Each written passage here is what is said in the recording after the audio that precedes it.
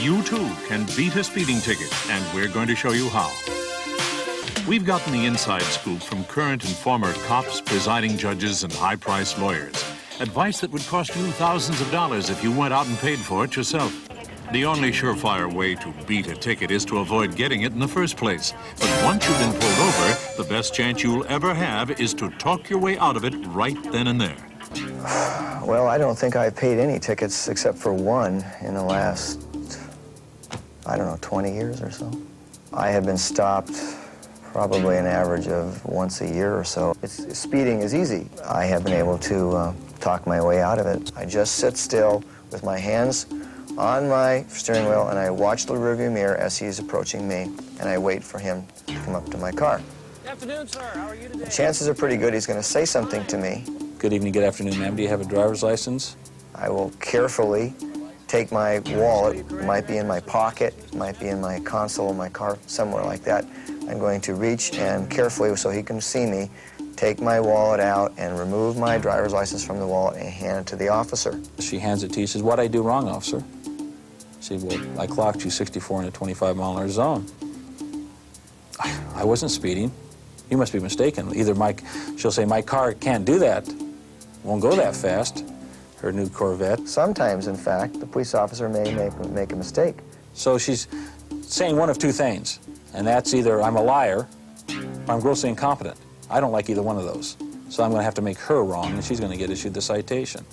Many times we think that a police officer or a highway patrolman is like big, strong daddy, and we become very childlike in our reactions. I am giving him an opportunity to give me a lecture. In your mind, taking his uniform off. If that's what he would like to do, instead of giving me a ticket.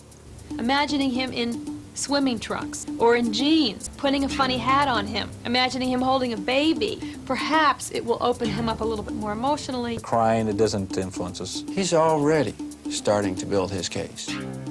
There's no mercy as far as motor officers are concerned about pleading. It's the wrong thing. At that point, you're faced with basically two options: pay up or fight. You just don't plead. You don't have to take the officer on. You don't have to kiss his ass either. I'm in a hurry today, and I should have known the efficiency of LAPD that I would be getting stopped. I know you have better things to do. I just want to apologize for taking your time out of the day to do this for a jerk stunt like that.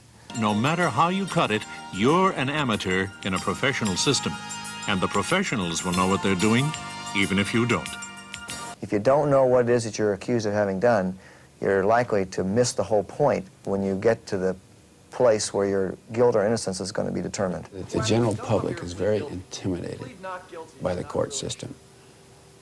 I would consider myself, before I went to law school, before I went to college, to have been an average individual. I was so intimidated by the court system, I used to put on a suit. It shouldn't be that intimidating a factor. Our courts are very fair, are usually very fair.